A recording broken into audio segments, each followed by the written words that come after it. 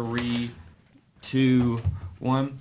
Welcome back to the 3 Lane Podcast with your co-host Lane. I'm Talon. Luke is not here. He won't be back till after spring break. But we're gonna start out with a lot of NFL news. Yesterday was pretty wild. There's a ton going on in the NFL. Well, and it just came out that Trey Hendrickson got granted a trade request, literally 5 minutes before ago. we were about to start this. They granted Trey Hendrickson to seek a trade, which when you're watching this, he may be traded. We don't know yet. Yeah. We have no idea. Sam Hubbard is retired. Yeah.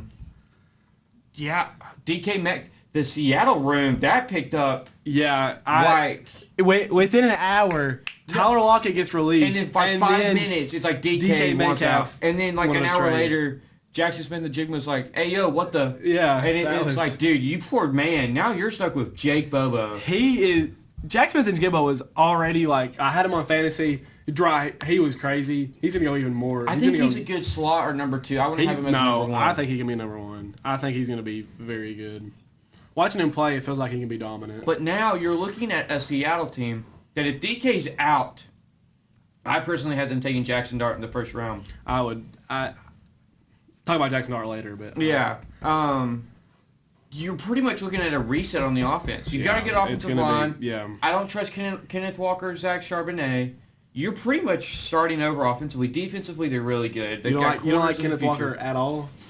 He can't stay healthy, and he did not have a good year. But that was because of the injuries. Exactly, but that was his thing. He was injured a lot at Wake Forest, transfers to Michigan State, has one amazing year, and then he's not been healthy consistently ever since. That's why they drafted Zach Charbonnet in the same draft. And I think both of them are good rotational backs. Yeah, but they need a number 1. Yeah, I see that. I get that.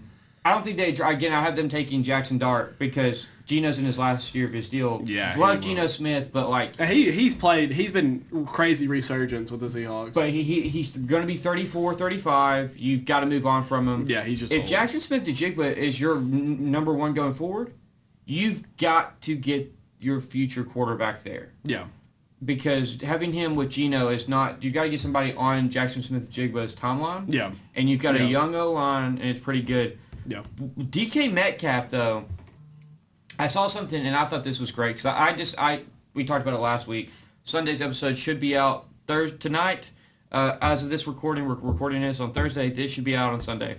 I said I didn't like the Debo trade. Yeah, you said something about that. And I saw Commanders in DK Metcalf. Yeah. That would be an amazing pickup. That would. Or the Patriots. But now that you've picked up Debo, I don't see that happening. I don't see the Commanders going out and getting him, at least. I could see it in my mind of being like, if you don't love anybody in that back half of that first round, you pull the trigger and you go get DK Metcalf. You go, that could be something after the draft, or maybe a during the draft trade. Yeah, if your guys like Nick Emanwari, Jihad Campbell, Shamar Stewart and Mike Wren are all gone. Yeah, you pull that trigger and you do it because. Listen to this, okay? You're going to have a receiver of your number 1's going to be DK Metcalf, Terry McLaurin's your number 2, and Deebo Samuel's your number 3. Oh, and by the way, Zach Ertz, who had a hell of a year last year, is your tight end. Yeah. And then you've got a great running back room. That's a good offense. And then, whatever they do with Jonathan Allen, I don't understand them wanting to move off Jonathan Allen. I get it, he got hurt, and I get it, you have a surplus of D tackles. But you're in a conference where Saquon Barkley, who just got extended, got a bag. And we're going to talk about what the Eagles have done in 2 days. Because they lowered his cap hit for this year with that extension. Howie Roseman is fleecing the league. Yeah, But you're in a league where Saquon Barkley is your number 1 enemy. You've got to have some dudes up front. Oh, yeah. And I don't understand. I get it, maybe cutting money, but you're out of the cap hell. You've got a lot of money. Yeah. Keep him on there. Oh, yeah. I agree with that. I don't know why they are trying to do something with him. Because, again, you need some dudes up front, right? You're going to probably let Dante Fowler walk, and that's fine. You're going to need to upgrade linebacker and safety. You need to keep that front 4 good. And with De'Ron Payne, Zahir Newton, and Jonathan Allen, that's a solid front 3 that you can run a 3-4 with and go nuts. Yeah. But I get Packers is another spot. If I'm the Patriots, though, I'm trying to pull that trigger.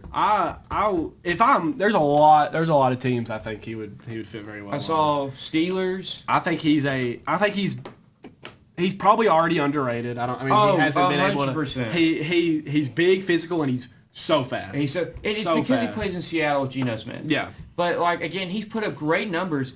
Literally, because I was watching some of his highlights earlier. If you watch his highlights, he's insane. Hall of Famer. You don't think about how fast he is. Oh yeah. I wouldn't go as far as he's a Hall of Famer yet. No, I'm saying more work. No. I was saying he looks like a Hall of Famer. Yeah. He's like got what, the 27, 28? Yeah, he's not. He's old. still young. If I'm someone, I'm like, I need a number one receiver. DK Metcalf is your guy. And he's the definition of a true number one. Number one. If you need to get out of a pickle, throw the ball to him. Yeah, literally, your red zone, throw it up. He's gonna get it. Yeah. He's like how the Justin Jeffersons, the Jamar Chases. He's that kind of number one. I think I saw the comparison Calvin Johnson. Yeah, exactly. It's exactly how he plays. Because he's physical, maybe even a Julio Jones. Something like Strong, fast. Yeah. It's just a monster. There's just you can say what you want. Not a lot of teams have a true number one. Like, I think Malik Neighbors is getting there. I wouldn't say he's there yet. But, like, true number one, like, if I need to throw the ball to somebody, it's going to be you. Yeah. And a lot of teams don't have that. And you would think, like, most teams do have that. Like, Calvin Ridley, he's not a true number one. No. I don't think Zay Flowers, I don't think he's a true number one. No, I think he's a number two. The Chargers are in an interesting spot because McConkey could be, but he's a slot. That's a slot. And that's what I'm saying. I wouldn't consider a slot the true number one that you're looking at with DK Metcalf. Yeah, especially when you put Ladd McConkey and DK Metcalf that would be together. Yeah. Like, I liked Mike Williams with them because he felt like the true number one, but he wasn't that good. But that was his build. Yeah, was the true number one, right? And he had his moments. Yeah, it's going to be interesting to see what happens.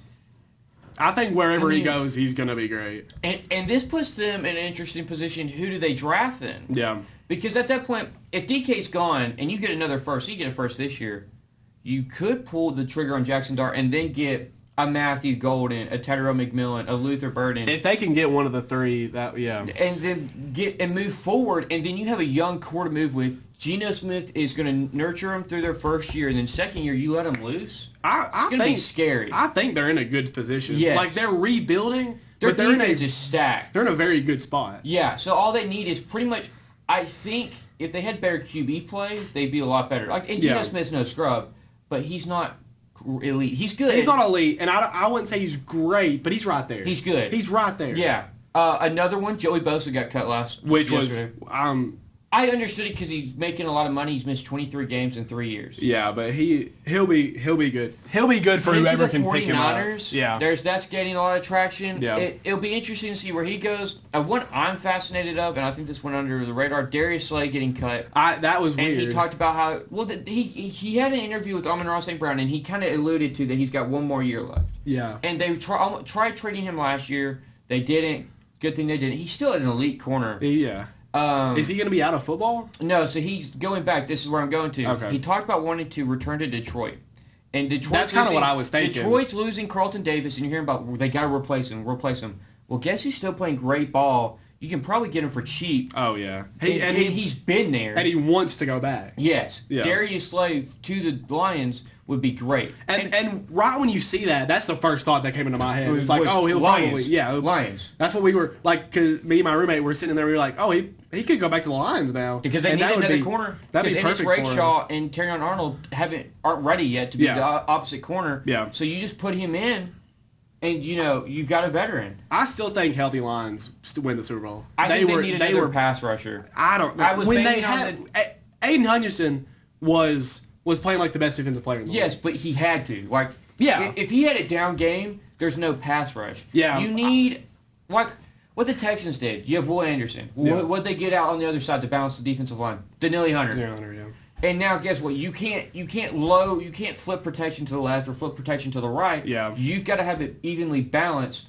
And I think it causes mismatch issues, especially for the Lions who blitz a lot with Alex Anzalone. Yeah. If you were to get out a second pass rusher, even a young guy, put it on the other side. I'm not a Zadarius Smith fan. You put him on the other side, the Lions are going to be a problem. I like they had to go get somebody. Yes. And they got who they needed. I mean, it was a good fit. He held it down. I think I'm not even saying just Aiden Hutchinson. Like, they had a lot of the secondary was bad. Like, I think with that, they make at least more of a run. Like they got embarrassed. The Darius Slay would be a great addition because it's a young cornerback room. He's a veteran. He's won a Super Bowl.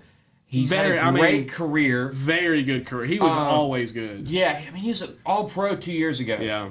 In 2023. So I would love that addition to that. There was someone else that got cut. And I mean, he still looked good. He's still... Yeah, that's what's crazy. He still played at like a Pro Bowl level, I would say. He got, is 34. He's old. Yes, but he's still elite. Yeah. I love what he brings.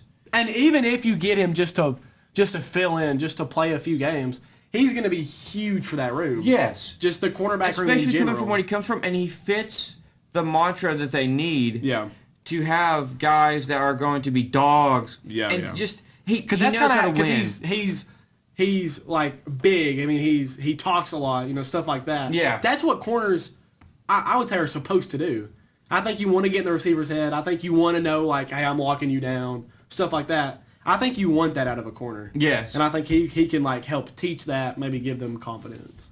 Yeah, I do agree. Yeah, so Devontae Adams was cut. George Fant was cut. I don't know where Devontae's going to go. Damont Jones was cut. That was kind of huge. Alex Kappa got cut, and he was like the worst guard in football. Yeah, but he's now with the Raiders. Yeah. Jamal Williams got cut. I never liked Jamal Williams going to the Saints. No, he had a career year, and then he hasn't ran over 400 yards since. I don't know why they did that. I don't understand. Because they didn't use him. I mean, he got hurt, but they did not use him. Yeah, when Kamara went down, they're using, a guy named Kendra Miller. Kendra Miller, yeah. Yeah, and like Kendra Miller is not a scrub, but Jamal Williams led the football in rushing touchdowns. Yeah, I mean, it was incredible. But talking about what the Eagles did, they restructured Saquon, which then created a lot more cap room. Yeah. They re-signed Zach Bond, which is crazy. So now you're down to, you got two guys. One of the two guys you got to re-sign, Mekhi Becton and Milton Williams. And you're in a great draft where you pick the other one. Yeah. You get their replacement at 32. Yeah.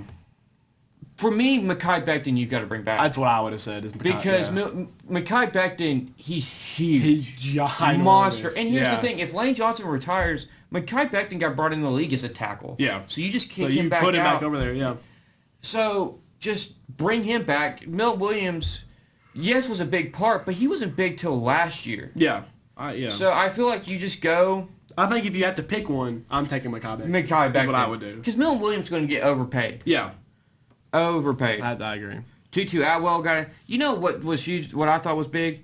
I'm not even going to try to say his name. The D tackle for the Cowboys getting a haul. 4 years, $80 million. Who? Odoze Digazoa. Okay. I don't know. I know who you're talking about, but I did not see that. He got 4 years, $80 million? Oh, yeah, he got a bag. Wow. Because he got franchise tagged, and I'm like, why are we franchising him? Like, Yeah. Yeah. And then they're like, they signed him to an extension. Let's see if I can pull it up here. Who? Yeah, Osa Adigazoa, 4 years, $80 million. Wow. Who's now the high? Oh, Max Crosby got the bag. Yeah. He's getting like $35 million a year. Yeah. Which is not good for the Bengals. No. Because guess who's up for an extension? Trey Hendrickson. And Trey Hendrickson, I think, is one of the more underrated defensive ends in the league. Oh, yeah, no question. The disrespect on him is huge. I wonder, I mean, if he ends up leaving, that's going to be... Well, because the defense already sucks. It's already terrible. So what are you going to do? He was the bright spot on probably the worst defense in the league. Yeah. I mean, it was up there. Yeah, because Sam Hubbard was a disappointment. Joseph Osai is a different disappointment. Miles Murphy's solid, but he's probably 2 years away. Yeah. And he looks more like a defensive tackle. Yeah. So you've got to get someone else. That secondary was just a disaster. But back to the Devontae Adams thing. I don't know. I don't know where he goes because he had a bad year. But I don't think he's bad. No. By any means, I don't think he's like the old wash. No one will want him. But I don't know. He's going to get some traction, I would say. 49ers maybe. He wants to go back to the coast. Stuff He'd like probably that. take a discount. Chargers would be in play. That would be huge. That would be I think that would be a good pick. I don't think he returns to the Raiders. I think he burned bridges. I couldn't see him going back to the Packers, but like that'd be cool. Yeah. I think they would need him too. He says he wants to go back to the coast because his family's out there. Oh, did he say that? Yeah, it was a rumor to come out. Okay. That's one of the one of the reasons why he wanted to go to the Raiders. Yeah. Not the Commanders. No. Cowboys. The Cowboys are in an interesting spot. Zach Martin retires. You re-sign a guy who I felt like they had not. Digazoa. So there's Micah Parsons is due. Yeah. Micah Parsons due is bad. And he'll end up being the highest paid non-quarterback of all time. Probably. He's one of the best defensive players I've ever watched play. I think he's low-key overrated, but just because every big game they play, guess who you don't hear its name? Micah Parsons. I guess. But then he go for 3 sacks against the Browns, and you're like, holy cow! And then they play like the Commanders, and you're like, is he playing? Yeah, but it's really about scheming too. Yeah, but we're spoiled because we watched Aaron Donald play. Mm-hmm. You couldn't quintuple team. You couldn't quintuple J.J. team. Watt. There's nothing you could do. We've been blessed with great defensive linemen. And Micah Parsons is different than those two. Yes, Aiden Hutchinson, Max Crosby. It's kind of like a new league, sort of. He's more speed and finesse than he is power. Yeah. And I think if he gets caught, so there's a guy, Jalen Walker, because they can play more linebacker or off-ball linebacker and edge. Yeah. If you can kind of just get them, because they try to work out. Yeah. And just work out. If you can kind of get them in a box and force them inside, Micah Parsons can't do anything. Yeah. Micah Parsons, if you force him inwards as a linebacker or as a defensive end, he kind of struggles. Yeah. But again, he is athletic as hell. He's very good. Now, we talked about this. One thing, and I loved, and there's 2 GMs in football who are coaching for but working for their jobs this year. Yeah. The Bears and the Giants. I think the Giants I don't even know why he's there. I don't even know why he got brought back. But unless they somehow hit on a quarterback, which it does not look likely, there's no one. He's not keeping his job. Then you have Ryan Poles. And really the only issue with them last year was they had no offensive line, and they needed a little bit more defensive help. Well, in 24 hours, they go trade for Jonah Jackson for a 6th-round pick, who's a pretty good guard/center. Then you get, I believe, who's a Hall of Famer, Joe Thuney. And you've now you have a good right tackle. You've now got a guard and potentially another guard or center. Yeah. Now you just need a tackle. Yeah. And in 24 hours, and they gave up nothing. Yeah. Like a 6th and a 5th or 4th for Joe Thuney, which is huge. I didn't even know Joe Thuney was going to get... I had no news on Joe Thuney getting traded. Well, there were slight talks of it, but I was like, they're like clearing cap, maybe Joe Thuney, but I'm like, why? Yeah. He's one of the best guards in football. Yeah, he's a potential Hall of Famer. He's like a 9-time All-Pro. Yeah, And so to see him get traded is just crazy to me. I agree. That was surprising. But for Ryan Poles, hell of a move. Caleb Williams gets sacked 68 times, and guess what you do? You go bring in 2 great guards. Already, even if it doesn't work out, he's trying. Yeah, he understands the problem. And he brought in veterans. And if Darnell Wright's a good tackle, now you go in a draft class where it's like, do you draft either a running back, tackle, or defensive end? To me, I'm probably going to take a running back. I think this right, even if it's second, maybe not first, maybe second round. And you get a Caleb Johnson. There are a lot of solid running backs in this class. This is a deep running back class. Well, very solid. It looks like the Lions scheme, right? The Lions have a great offensive line and then two really good running backs and a quarterback. Yeah. So they're already building up the offensive line. You've got the quarterback. I'm not sold on Caleb Williams, but the potential's there. You can bring in, let's say in the first round you do draft an Ashton Genty. You've got now your Montgomery and DeAndre Swift, your Jahmyr Gibbs. And so you've got the offensive line. Again, I think you need a Panesel, and I don't think Darnell Wright's a Panesel. I think you need like a dominance. Yeah, I think you could get an Ariante Ursary early in the second round, Josh Connery, and then they can develop into those guys. Yeah. And then you get an Ashton Genty, and then somewhere in the third round, you go out and you get your edge rusher. Yeah. Or you go get a Trey Hendrickson or somebody, and you fix that issue. Yeah. But they're putting the pieces together. I agree. And I like what I'm seeing because Caleb Williams, I think the issue, what started the domino effect, was he started getting hit a lot. Yeah. And then he started trying to do too much, playing hero ball, and he got hit more. And it was just something thing where they were like, let's just put a good offensive line around you and see where we go from there. I think from what I watched, he's got, stars that like sky's the limit. I think he's got a great arm. I think he's got a great. He can extend the play very well, and when he extends the play, he can make good moves. But with that O-line, he had to do it every single play, and that's just a recipe for disaster. The way I described it, he's got Mahomes potential with early Josh Allen volatility. Yeah. Like, because there were times in early Josh Allen's career where you're just like, dude, why are you throwing that ball? Josh Allen, for the first 2 years of his career, looked almost horrible. I remember he played his first playoff games against the Texans, and he's running to the sideline, he just flicks the ball out, and you're like, dude, what are we doing there? That's what you see from Caleb Williams, where sometimes you're like, wow, what a beautiful ball. Yeah. And then sometimes you're like, why are we throwing it there? Yeah. Like that, against the Lions on Thanksgiving. It takes 8 years to bring in the call. Yeah. And then he throws a bad ball, and you're just like, dude, what are... that's what makes Jaden Daniels even more impressive. Commanders have a better O-line than the Bears, but it's not. Well, I think we forget Jaden Daniels came in at like 23, 24. He's older. Jaden Daniels played a lot of football. He started as 5 years. He started as a freshman. I think he gets hurt at some point, so he redshirts. Goes to Arizona State. Or was he already at Arizona State? Or goes to Arizona State? He played with Brandon Ayuk. Yeah. So he transfers to LSU. And he was good at it. He was really good at Arizona State. Goes to LSU. I think he redshirts, plays 2 years at Arizona State, then transfers to LSU, plays two great years at LSU. Amazing years, yeah. And then goes. And I said this last year before that draft. I said I think Jaden Daniels is the best quarterback in the class. Yeah. Because he can run for 200. He ran for 200 yards and threw for 300 against Bama. Yeah. To me, and he's poised. Yeah. Caleb Williams. That's the big thing is he just. Caleb Williams last year, he kept losing and he played bad games. He's like, I just want to go home and cry and hug my dog, brother. No. Yeah. No, we you are the number 1 overall pick most likely. Yeah. Get it together. And I feel like there's just too many distractions in the character of Caleb Williams. He isn't like a dog. I'm not saying he's a terrible person, but he's not a dog. Jaden Daniels is a dog. He's a dude. Yeah. And so I feel like, that's the difference. But I love what the Bears done. Nothing else has really happened since. No, there's been a ton, though. Bradley Chubb, I forget he's in the league, got an extension. Tutu Atwell's now making more money than Derrick Henry. Where's he at? Is he still in the Rams? Yeah, he just got a 1-year, $10 million extension. Derrick Henry's making $6 a year.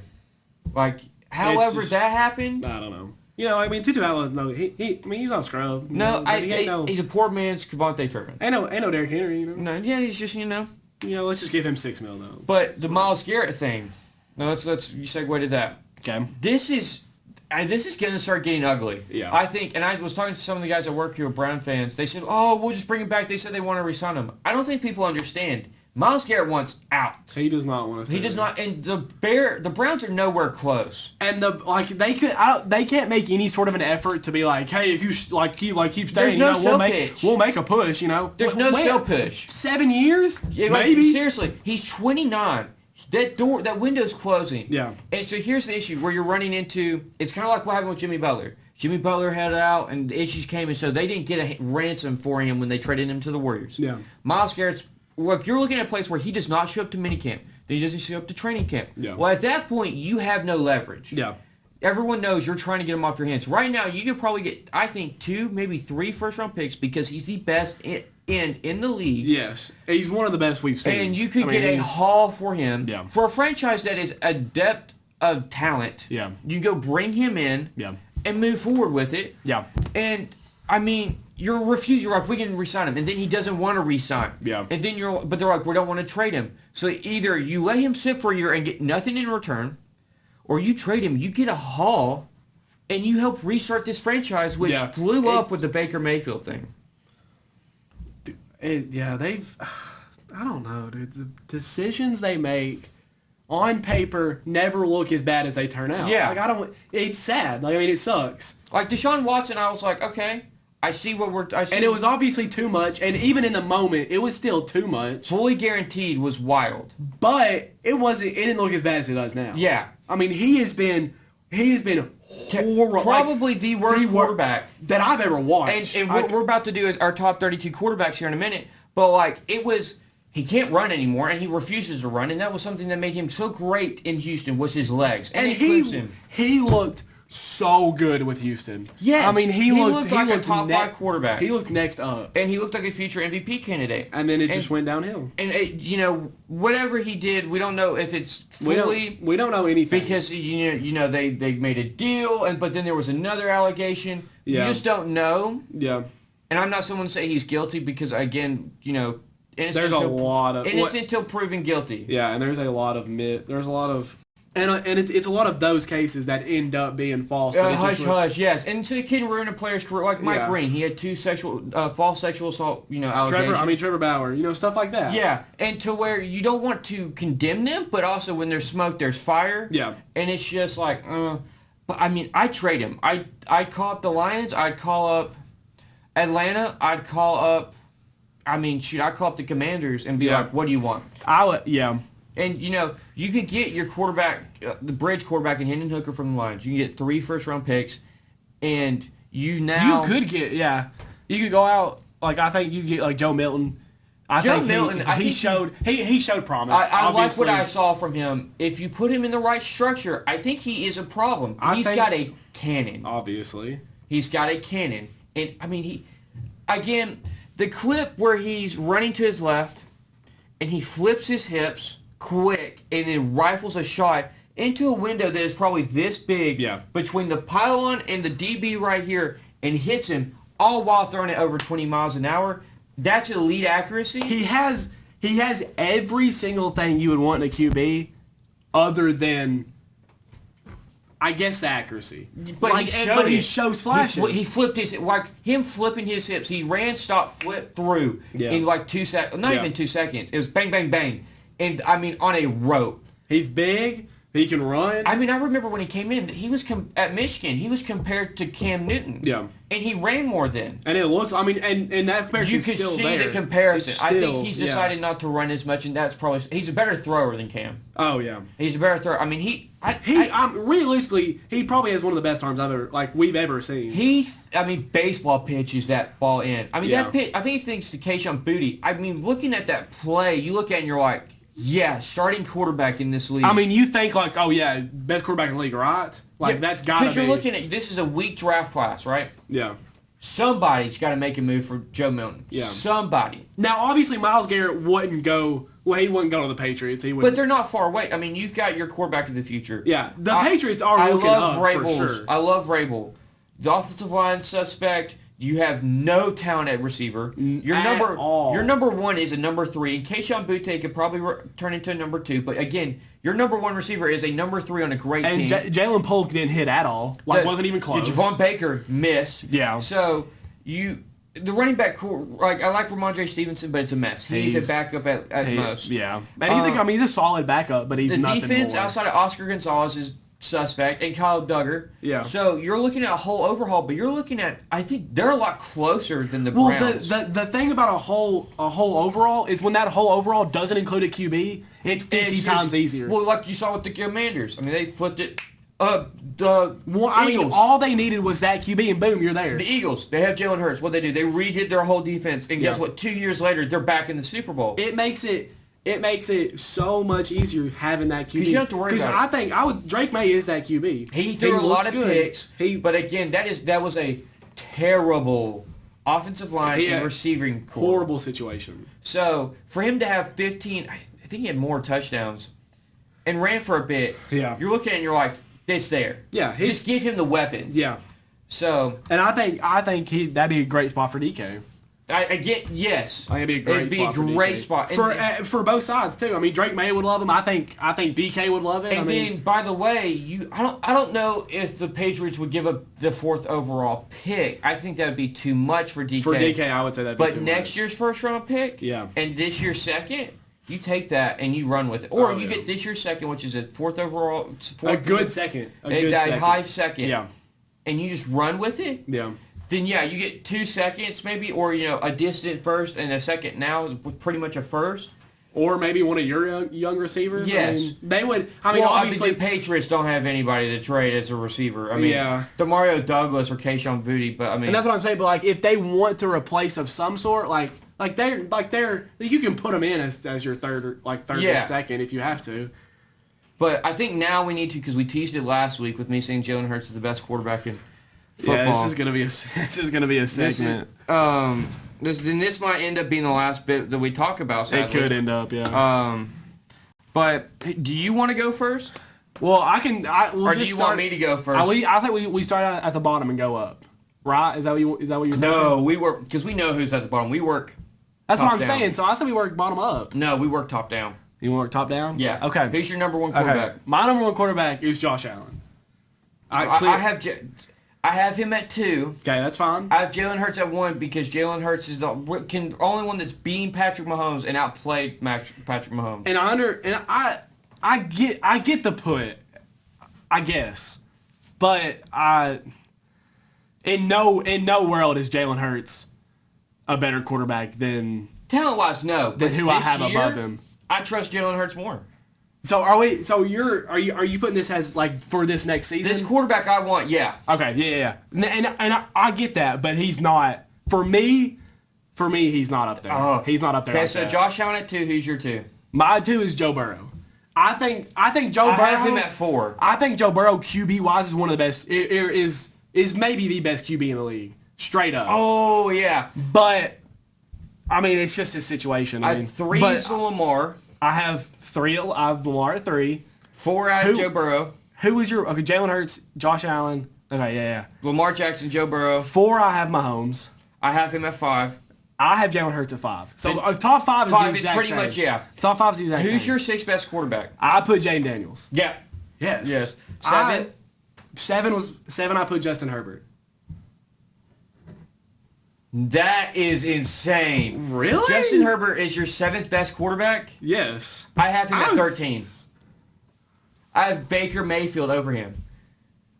That's crazy. That's crazy. I have here's who all nothing he did last year other than his 3 picks, which we had what 6 all season. But he had a bad game. Nothing he did last year makes me think that Baker Mayfield flipped the franchise. I mean the Bucks had no direction. They had Kyle Trask in him. He had a down career and he's flipped it around. Last year they have no Mike Evans and no Chris Godwin. He wins games. And with Jalen McMillan. I have Baker Mayfield, Matthew Stafford, Jordan Love, Brock Purdy, C.J. Stroud, Bo Nix, and then Justin Herbert. Wow. He just hasn't performed. I don't in big moments, what all. does Justin Herbert do? He sucks. I don't agree with that at all. Okay. So, I have C.J. Stroud 8, Jordan Love 9, Baker 10, Jared Goff 11, Matt Stafford 12. Jared Goff 11 is high. I don't know. There was like 3 games where like somehow they did not like he threw 5 picks in the game. I mean, and I get that, but I think I have Jared Goff at 15. And I mean, that's not terrible. And looking at this now, I kind of hate who I have at 14 over him, Sam Darnold. I have Sam Darnold lower than that. I have Sam Darnold at 16. I have Dak at 15. Dak at 15? That's a healthy Dak. I mean, I think. What? Brock Purdy's You're one of those people in that you being that Cowboys front office that's gassing up that contract. I don't think he does not deserve. Dak is overpaid. Obviously, he is a average quarterback, and that's why I have him. It is a criminal act of what he did to that organization. Average quarterback, I have him at 15. I have him at 24. No, that's crazy. That's crazy. Listen, Dak Prescott is not.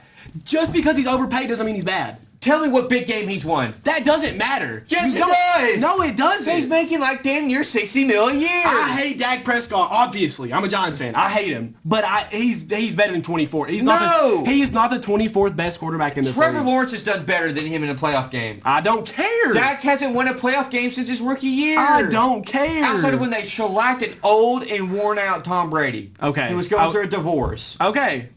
He's my 15. Okay. I have Sam right under him, and then I have Bo Nix. Thinking about it, Bo Nix is kind of low. Now that I'm thinking back, but I mean, I still don't hate this Jared spot. Goff, 16 Geno Smith, 17 Kyler Murray, 18 Drake May, 19 Tua, 20 Russell Wilson. Dang, I have Tua even lower than you. It's because I have Trevor Lawrence 18, Geno Smith 19. It's just he had one good year and then he hasn't shown it since, and it's. He kind of. Talking about Trevor Lawrence? Yeah. I don't think he's that good either, but I feel like talent wise, and if he can put everything together, he's. Drake May. I guess I get it that his stats aren't the greatest, but I'm sold on Drake May. Him at 18 looks good. I have him at 20. Russell Wilson had not a great year, but a pretty good year. Russell Wilson's at my 25. I didn't like much he did. He revitalized his career. And I mean he just wasn't. I think everyone above him is better. If you get the Steelers a second quarterback or their second receiver, you've got a great offense. The bad thing was he had to force feed Pickens for most of that season. Yeah. But so at 21 is Bryce Young, 22 Trevor Lawrence, 23 Caleb Williams, 24 Dak Prescott, 25 Aaron Rodgers, 26 Michael Penix, 27 Derek Carr, 28 Anthony Richardson. I have Kyler Murray at 21. I have Tua at 22. Bryce Young at 23. You could probably flip those. I like Bryce Young more than Tua. Yeah.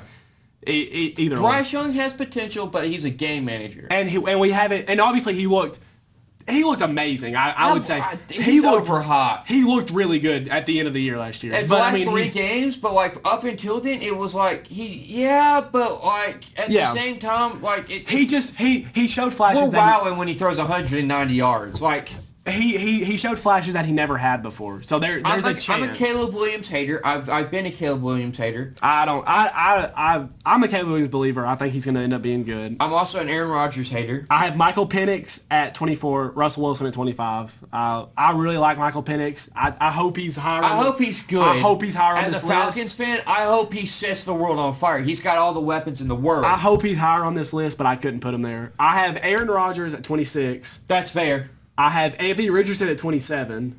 Anthony Richardson being and then I have not last is crazy. And then I have Derek Carr at 28. Watching Anthony Richardson play outside of like he had one good moment, and that's when he's like getting held onto and he uncorks an 80-yard bomb. That's why I like him more than Derek Carr. But that was one play, and I understand that. But he showed flashes. 50% completion percentage. He showed flash. I don't like. He's at my 27. But I would rather than Derek Carr. I'd rather have him than Derek Carr. Yes. No, I'd rather have Derek Carr. No, Derek Carr is a great locker room guy. I don't care.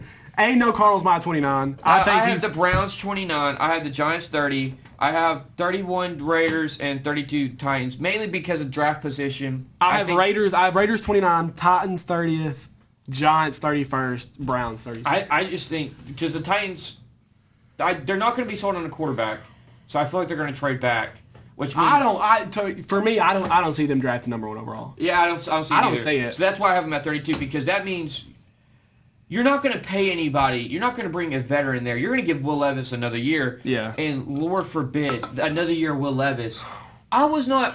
So, my guys in my small group, they're like, dude, Will Levis is the truth. I'm like, outside of that one game, was it Miami or Georgia where he threw... Or not Georgia, Atlanta, he threw 4 touchdowns. He was 4 of 4. 4 touchdowns, 4 picks. That's a terrible ratio. He had one good game. No, I don't... I was never... I mean, I'm a Titans fan, you know. Like I love the Titans. Yeah. They're not my number 1, but he didn't look good. I mean, from what I watched in college, didn't look good in college. Yeah, his last year was terrible. He came in. He had one game. It was just throwing the D ball to DeAndre Hopkins. Everyone was like, "Oh my God, he's the truth." Yeah, 4 touchdowns. Cool. Then what did he do? He kind of sucked the rest of the year. But everyone's like, well, he threw 4 touchdowns, and it's like, okay, and like coming into this year, I thought he either makes the step or he doesn't. And he did. You knew from like early on that it was a disaster. The first game, whenever they could have punted on first down and still beat the Bears. There were 5 straight games where he's a meme. Yeah, and they could have they got up like 24-3 against the Bears. They could have punted on first down and had a better shot of winning than how they played it. But he was a straight meme for weeks. Weeks. And it was a thing coming into that year. He was either gonna make the step or he wasn't. Because he's got an arm. He's got an arm. He's got the talent. It's between the ears where you're like because Dave Canales, I think, is the head coach, lights him up and is like, "What are you doing?" Yeah. And it's like I don't know if he sees it. There are times where I'm like, I just don't know. Does he see it? I just don't think he's just not. He's not there. No, he's just not there. And they're another year away. I think they tank for Arch Manning. I think. And now if he comes in this year, give him one more chance. I think it's fine. I couldn't give him another chance. No. Just because of this situation right now. I let Mason Rudolph start. No, I Mason Rudolph looked. He looked better. He looked better than Will Levis did. But he doesn't have the upside Will Levis would if he somehow pans out. Yes, but what I'm seeing this year, like it's similar to Anthony Richardson. It's between the ears. Yeah, where it's just like you're not reading you're not. And I'm not, and I don't think they're going to give up on Anthony Richardson yet either. Which I would give up on Will Levis too. I mean, I've given up on Will Levis. Anthony Richardson's got 1 year. He gets a mulligan because his rookie year he got hurt and he looked good his rookie year. Yeah, but it really soured me when he tapped out. That I've never seen. I've never seen anything like that in my life. Above college, at a D1 I don't know if I've even seen it in D. I've never seen it in D1. Like I've never seen somebody. Exactly. I've seen it in high school. Oh yeah. But you're a pro. You're tired. You're tired. You're tired. Well, and someone put it good.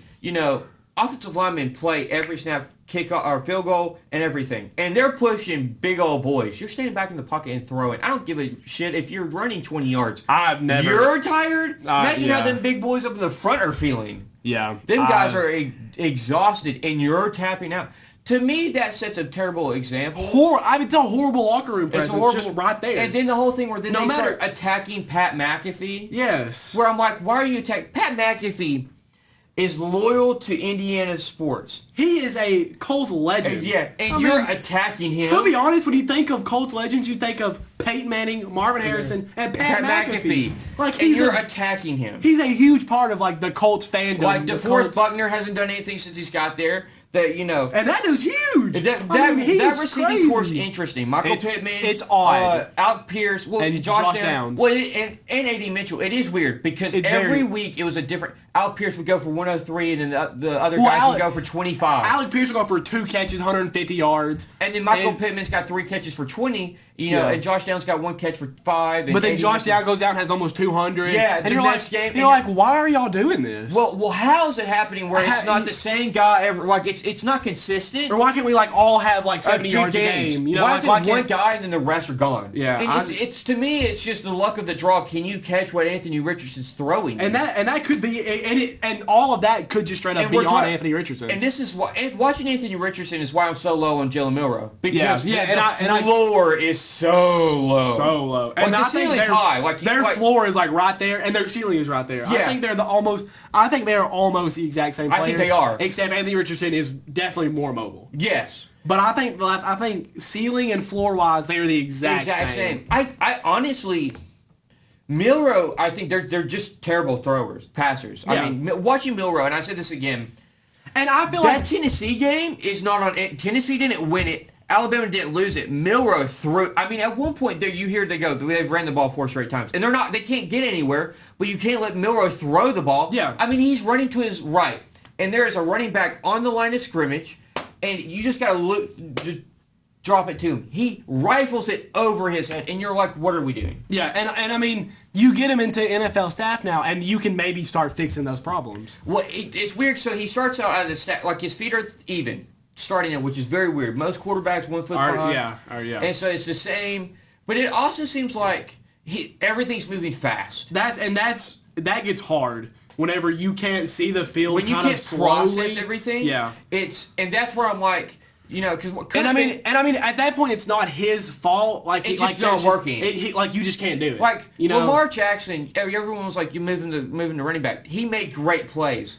Milroe has it. I'm not looking at Milroe outside of when he shit on Georgia in that first half, where I'm like, but I also think that's brother named Julian Humphreys on the Georgia cornerback who god awful. He got toasted by Ryan Williams. Yeah, that's a rant for another day. Yeah, right. Because Julian Humphreys is an awful individual.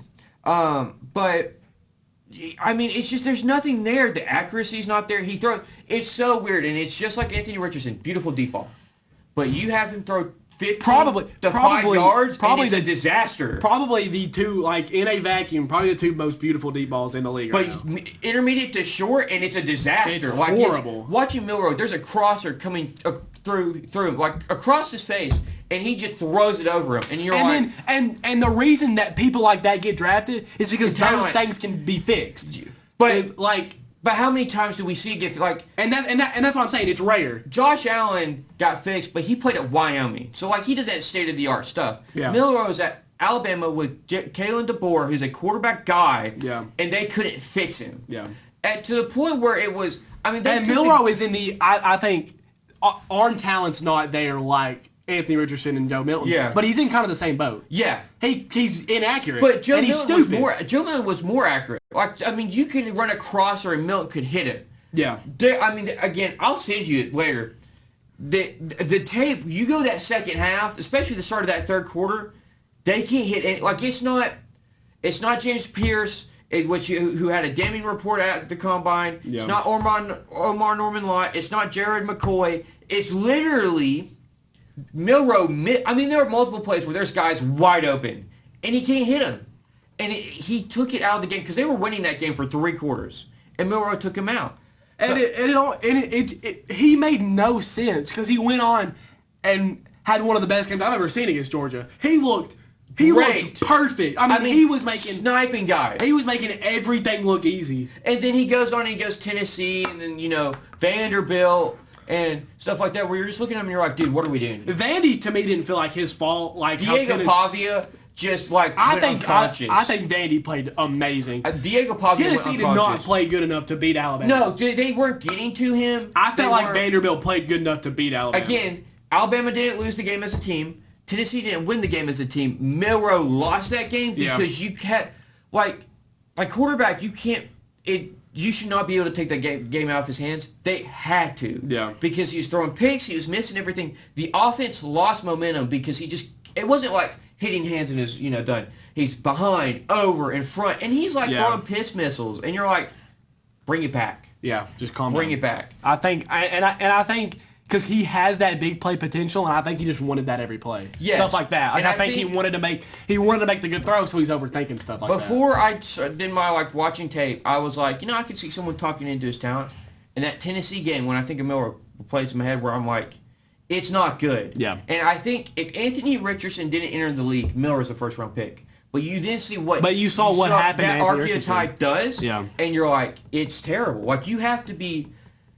Unless there's a football guru, which the quarterback coach is like, I know, like, they have a private workout, and the quarterback coach is working with them already, and you're like, we can fix it, then by all means take him. But if you don't feel confident that you can fix it, don't take him. But moving on from NFL stuff, we're going to try to cover some basketball here. We got about 20, 30 minutes left. Man, the Mavericks' year has gotten terrible. It's really... They had eight healthy guys last night. It's just unlucky. It's... Obviously... Nico Harrison's got to be fired. Obviously, the trade wasn't good. And it wasn't from the start. But it wasn't as bad as it feels now. Oh, dude, it's gotten worse. If you have a healthy Anthony Davis, healthy Kyrie, Max Christie, Klay Thompson, you're down your top 2 Derek shooters. That is a solid team. That is a really good. That's a good team. Here's the issue, though, and I'm not sold on Klay Thompson. Klay Thompson's regressing. Well, yeah, but you can't bank on it. That window, because Kyrie, let's be honest, is going to miss probably all of next year. Most of it. Probably. So now, you had a 3-year window. Now you're down to 1 year, hoping. Because you're banking on Klay Thompson still being good, he can be a jump shooter, but you're asking for more than like 17 points a game. Right now in the situation he's now in, he's not fit for the job. But for what they had, it was good. He was perfect. And the bench was good. I love the Najee Marshall addition. I like the Max Christie. Yes. But if you had still Luka on that team, you'd be fine without Kyrie. You'd be and I get it. You'd be fine. But Luka by himself isn't going to win a championship. No, but you could hold it over. You could, having Klay Thompson there is still good. There would be with Luka right now. There'd be hope. There is no hope at all. You're down pretty much, and they said Anthony Davis may not play the rest of the year. And if I'm the Mavericks, they're saying Anthony Davis may not even want to stay. Yeah, Christian Kirk, which would be kind of crazy. Breaking news: Christian Kirk just got traded to the Texans for a 2026 7th. Because Tank Dell's out for all next year. That's a little odd. I like the Christian move. Kirk is fine. I like that move. Christian Kirk is fine. So let's take a break from the Mavericks talk and unpack this for about 5 minutes. That's a good move. Yeah, for a 7th? Yeah, 2026 7th. Definitely a good move. Because you don't have Tank Dell. Stephon Diggs is probably gone. Who's that kid out of Alabama that had leukemia? John Mechie. John Mechie's I think he's a good number 3. You need a number 2. Christian Kirk's a really good number 2. Yeah.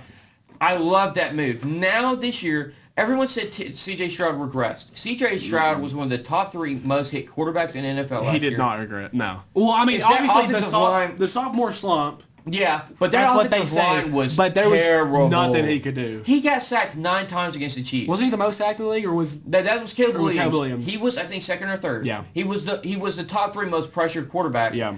They've got to address it, and I think they're one move away.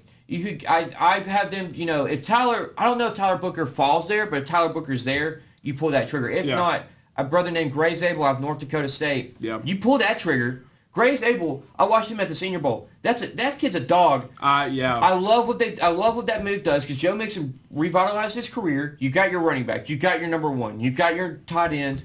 You've got a number 3. You now got a number 2. They really have everything. Yes, and that defense. Great. Let's look at that defense. You have Will Anderson. You have Danielle Hunter, who I think is one of the more underrated pass rushers. You've got Derek Stingley, who's a number 1. Yeah. Kamari Lassiter, who's a low-end number 1, high-end number 2. Yeah. Jalen Petrie as your safety, and Kalen Bullock as your other safety. That's a loaded secondary. Oh, yeah. And then really, I mean, you could be like, where do we need to upgrade on defense? Linebacker? That would be, if you wanted to upgrade. 100%. But, I mean, because you have Henry To'oTo'o and some other guys. But I love that move. I love it. I guess Jacksonville's trying to offload money. And I think for either side it's not that bad, but I feel like I think you could get more. 5th round pick. I thought you could have got a little bit more. But the Deebo Samuel trade has really messed up the market. I mean, because everyone's like talking about DK Metcalf, and I was watching Pat McAfee today, and they made this crazy comparison that DK Metcalf and Deebo Samuel aren't that far apart. I strongly disagree. That's just such a weird comparison. Yeah, because they are just straight up completely two different players. Because they're like, Deebo got a 5th, and so that's crazy that you're asking a 1st for DK. No, it's 2 different players. No, yeah. Also, Deebo had a terrible season last year and was fat. Yeah, he did a James Harden. So DK Metcalf, but the Christian. So I think if you had to pick who was closer with Christian Kirk, DK Metcalf or Deebo Samuel, I go Christian Kirk because he broke his collarbone last year. Yeah, but I still think you could get a higher pick. I do too. I think you could have at least got a 5th. But again, I don't hate the move as the Jags either. Yeah, I mean you weren't. He wasn't. You got Brian Thomas Jr. who's going to come out. He's going to be number 1. Who is literally maybe one of the best receivers in the league. Underrated for sure. Underrated. But back to the Mavericks. Yeah. Their window, I mean, it feels closed. I mean, it feels closed. Closed. And in a span of a month, it's gone downhill fast. And fast. As soon as the season's over, Nico Harrison does not walk out of that building without getting his papers. Yeah. You've got to fire him. You can't trust him. And it felt okay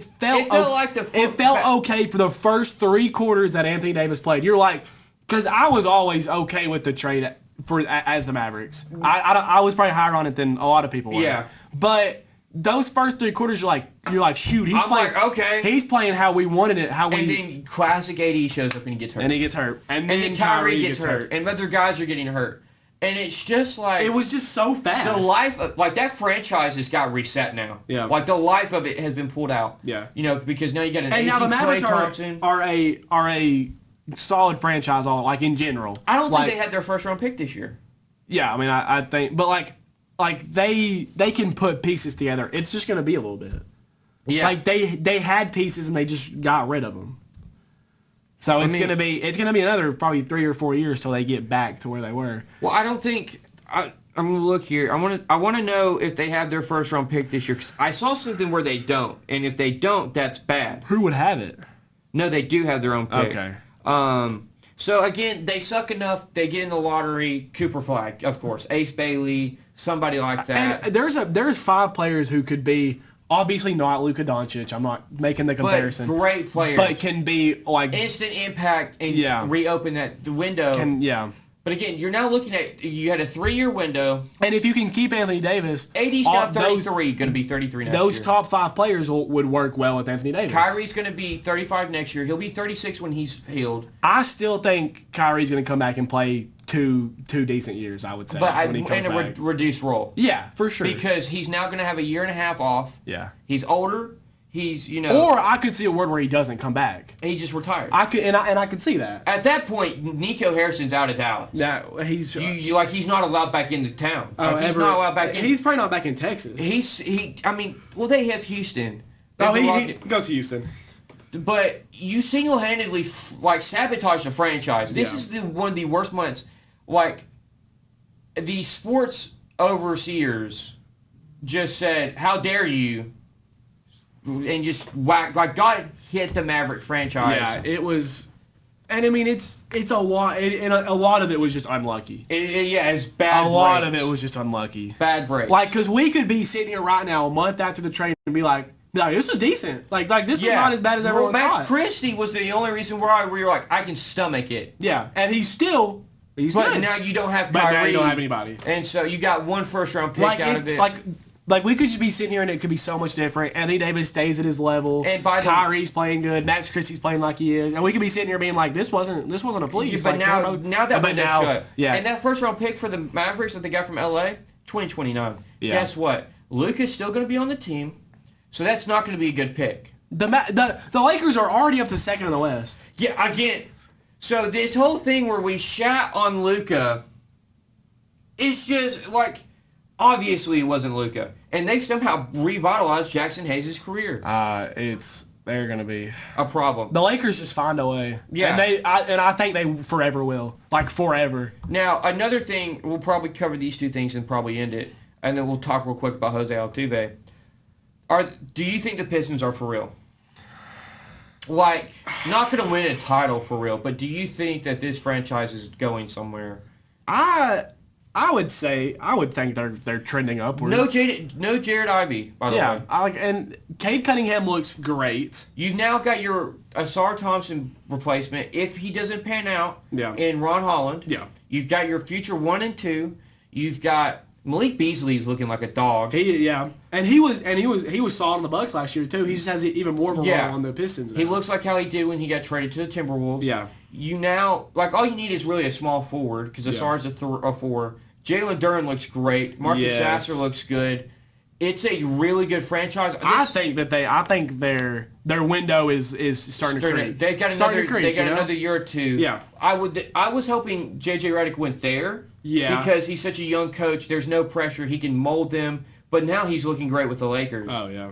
And the JJ Redick sign I think was always a hit. I think he's smart. From the signing, I'm like, hey, that's gonna be a great. Yeah, that's good. I was just worried that they put him in a bad spot with the Lakers, but speaking of the Lakers thing, you know, Jenny Buss came out and said that one of the reasons why they wanted to trade AD. He was complaining, and they got tired of it. Oh. And he really was complaining. Yeah. He doesn't want to play center. They need another center. They need another. It was every year saying, we need more, we need more, we need more. And it was just like, dude, just shut up. Yeah. Just stop. Like, we're trying over here. And they saw the opportunity to offload him and get Luka. Yeah, I mean, you're not even going to think about that. Yeah. But now next to what has been a catastrophe, the Suns. And it's just so weird. It just keeps getting worse week by week. So weird. It has Mavericks at rock bottom, and then next up's the Suns because the Suns have no pick. Actually, I think the Suns are in a worse spot because they're losing a lot, and they don't have any picks in the future. And I mean, because you maybe get a little bit for KD. You're not going to get anything for Bradley Beal. They said they don't want to trade Devin Booker. There's nowhere to go. Yeah, there's. Unless you just let Bobo play out of his mind the rest of the year and then trade him. And I feel like Bobo never had his chance. Yes, and he's getting his chance now. He's obviously solid. He's obviously solid. He's balling. He came in the league at a weird time before there was a Chet Holmgren, before there was a Victor Wembanyama. Yeah. Right before the 7-footers became a thing. And every time he's got his chance, like he's balling. Looked good. He's got great handles. He can shoot real well. Yes, he's a little thin. But he looks really good. He does. So the issue was he's going to be a top 5 pick in his draft year. He breaks his foot, I think, like 9 games into the season at Oregon, and then he falls. Yeah. Because you're like, well, big man, broken foot.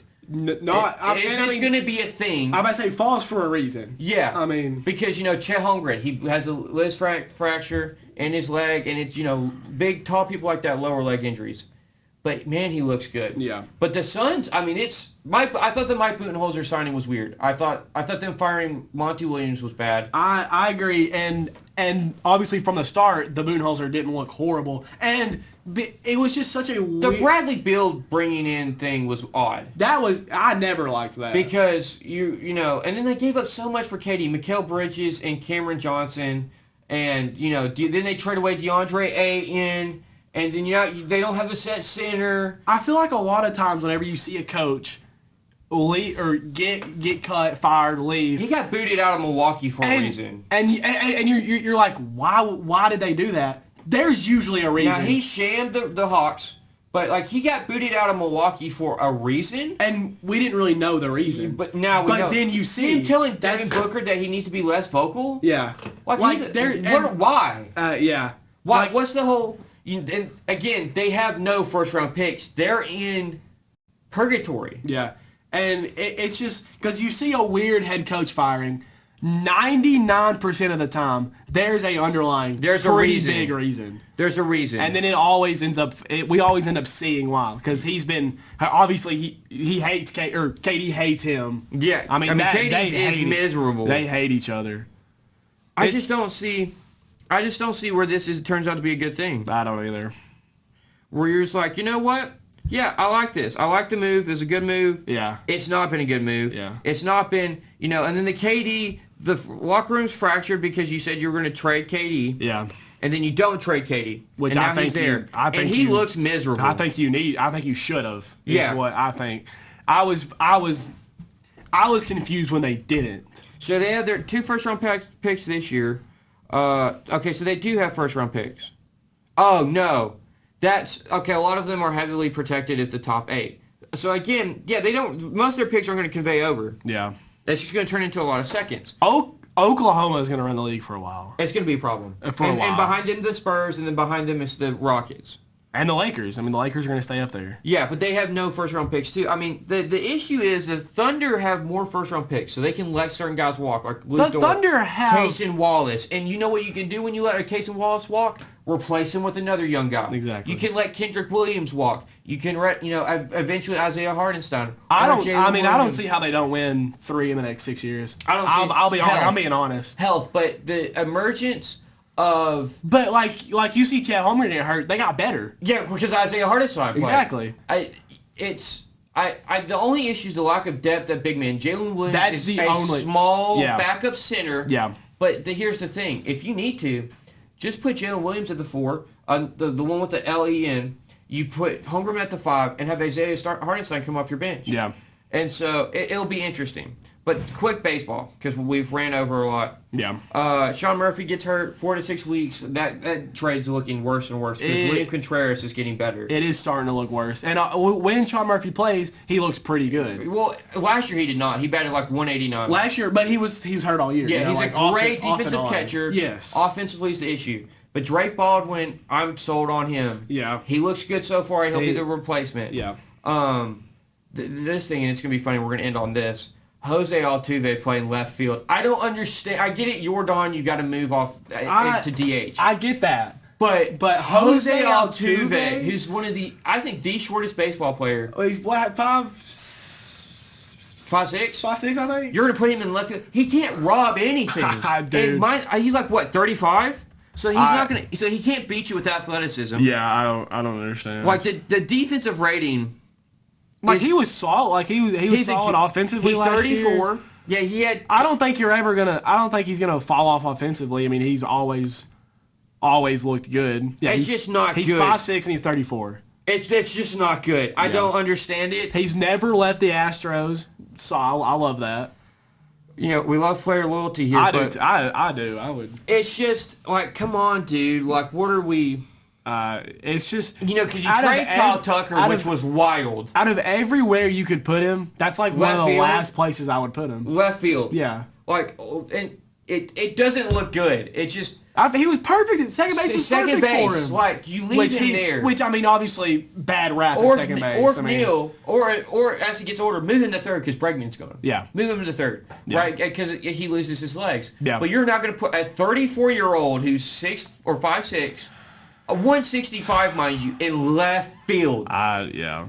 It's going to be a disaster. That's so weird. It's going to be a disaster. I can't wait. I'm going to be watching it. I want to see the errors. And I want to see the bloopers that get hit out to left field because he can't dive. Like that range of ground he can cover. Is gone in left field. I bet your average height's 6'6'1". He's losing a solid 7 inches on him. Let me look that height up. The average height of a left fielder. Oh yeah.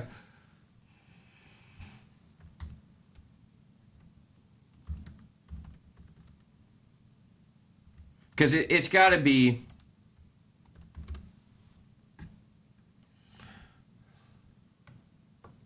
6 foot. Yeah, right at 6 foot. That's what I figured. So you're telling me 6 inches shorter? That's something, dude. That to me, and he's 34. You're making him move at 34 is crazy to me. Yeah, it's a very... Jordan better hit 50 dingers this year. Jordan better hit 50. Jordan's a great hitter, but I question him because of the way he plays defense. Yeah. Like, at least Soto tries. Yeah. Obviously Jordan does not. No. Jordan was one of the worst left fielders, and he's had double knee surgery, or it was like knee replacement. He had serious knee surgery. Yeah. But Jose Altuve, go get somebody else. Just get someone, yeah. Profar, somebody. And you don't. And now you're Altuve's going to be my left fielder. I'm excited for the Profar sign, too. Oh, I can't wait. As a Braves fan. I really enjoyed because then Acuna doesn't have to lead off. If Acuna's your number 2 hitter. And I think Acuna's perfect for number 2. He's got the power where if Profar gets on, he can hit the 2-run shot. Yeah. Left fielder, I'm trying to see. It said for the average. This says the average height of an MLB player is 6'2". He profiles better as the second baseman. Yeah. It's just to me I don't know because it happened last year. They're talking about it, and I'm like, this is a joke. Yeah. And now he's actually playing left field, and it's just like. And I mean, maybe it works. I don't see how it works. How tall was Ichiro? Ichiro.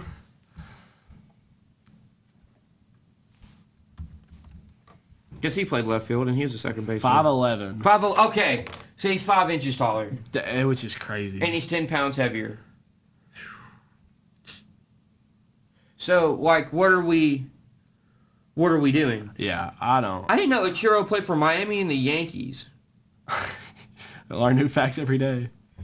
Oh, the phone. Yeah, 5'11", 175. Japanese just breeds dogs, bro. Yeah, you see that Roki Sasaki splitter? Dude, starts at the top of the zone and then just the Dodgers may win 130 games. That's a problem. I'm not even kidding. And then, by the way, he pumps gas. So you're getting hit by 101, and then, by the way, a pitch that looks like a fastball is going to hit you at 91 in the shins. And then he's got a slider, too. I've always thought, because I watched him a few years ago, thinking when Roki Sasaki comes over... If you're coming from Japan to the MLB, it pans out 95% of the time. Well, you know what's crazy? He's 23. Yeah, it's like so he's not even in his prime. He's not even. Yabashiro is in his prime. Yeah, Roki Sasaki is not. It's just they I've watched a lot of stuff about what they do in Japan. It's crazy. They're crazy. They breed dogs. They're crazy in Japan. Like Yu Darvish came from Japan and had 9 pitches already. Yeah. They work you to death. Yeah. If I grew up in baseball Japan, I would be crying. Yeah. It's crazy. And then they come over here, and then they're like, "Oh, this is easy.